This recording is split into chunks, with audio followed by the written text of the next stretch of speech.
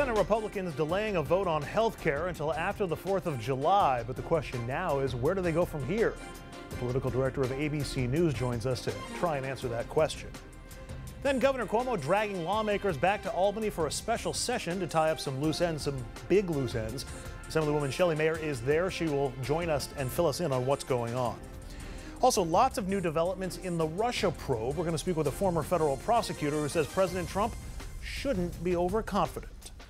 Good evening and welcome to RFL. I'm Andrew Whitman in for Richard French. Even though the vote that was supposed to happen this week has been postponed, Senate Republicans are still pushing ahead with health care. And Majority Leader Mitch McConnell is still working under a self-imposed tight deadline. Chanting, "Kill the bill, don't kill me," protesters stormed Senate offices. Don't kill me, kill the bill. As Republicans retool the Senate health care bill, health care is working along very well. We could have a big surprise with a great health care package. the president maintains Republicans will get their plan passed. We'll see what happens. We're working very hard. We've given ourselves a little bit more time to make it perfect. The Republican leadership had insisted that they would pass the bill this week, but then reversed course after an increasing number of Republican defectors put that vote in jeopardy. Now Senate Majority Leader Mitch McConnell says they will make edits to their plan and hope to have a new draft by the end of the week and hold a vote after the July 4th recess. We'll continue working so we can bring legislation to the floor for debate and ultimately a vote. We know that we cannot afford to delay on this issue. McConnell also warning his members that they will need to come together as Republicans for passage or else be forced to negotiate with Democrats. But that, however, may be difficult. The level of popular support is not going to change one bit with a tweak that wins over this senator or that. According to a new Marist poll, the Senate bill is supported by just 17% of Americans. And even among Republican faithful, support for this version of repeal and replace still lags at just 35%. So where does the bill go from here? What do Mitch McConnell and President Trump do now? Well, for more, I spoke with ABC News political director Rick Klein. Rick, the headline from The Hill today is that Mitch McConnell wants to submit a new bill on Friday. So he didn't have enough votes on Tuesday, ready for a new bill on Friday. What's going on with that? Does that mean he has a deal, or will that just be another jumping off point for negotiations? There is no deal. They're not close to a deal. I think this is just the latest deadline to try to goose things along. We already know that no voting is going to happen until at least after the 4th of July recess, so we're a week and a half minimum away. They're trying to force some additional deadlines to try to get senators to the table, but right now they still have major dissensions among both moderates and conservatives. Hard to square that circle. You know, we're at the same stage in the Senate process where we were in the House debate, where the first bill didn't go through. Members went home. They got an earful at town hall meetings. And then they still came back and managed to vote for it. McConnell wanted this done before this July 4th break. Is there any reason to think that that public push might actually impact the activity in the Senate? I think it could have a big impact. One reason, as you say, they wanted to do it before is to stop the external noise. There are a lot of parades and barbecues and picnics and town hall meetings that'll be happening over the next week and a half that could sway senators' minds. There's going to be a lot of clutter in their heads. Ad campaigns and, of course, angry constituents and the like on both sides. The case for Republicans really is, what's the price of inaction versus action? Is this a good bill? Is this something you can go out there and support? And will voters punish you if you don't make good on this central campaign promise? We know that Republicans can only lose 2 votes and still get this thing past the Senate. If they've got 3 or 4 members defecting or on the fence, how much pressure can and will they put on those holdouts, and what kinds of pressure can McConnell and the Republican Party use?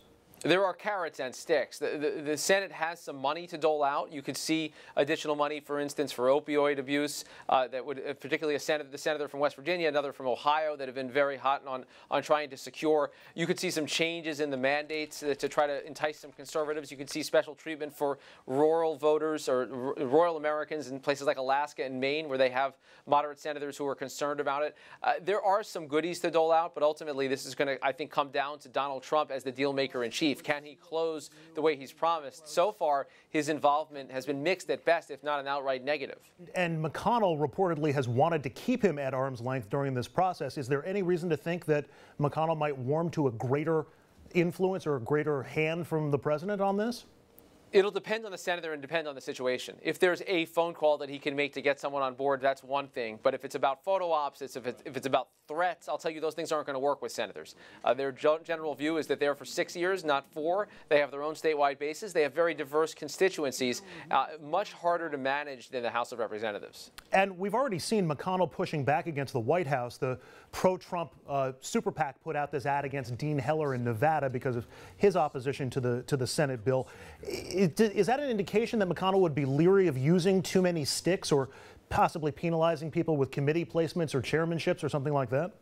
Yeah, I don't think Mitch McConnell liked that at all. In fact, I know he didn't. He felt like that was counterproductive. They were trying to work on Senator Heller from Nevada. He considered it, frankly, dumb to go out and take out that ad. That doesn't mean that he'll be immune from threats of his own or that there might be other times to employ him. That was not the right place or the right time, the right venue for an attack, and it seems to have backfired, if anything.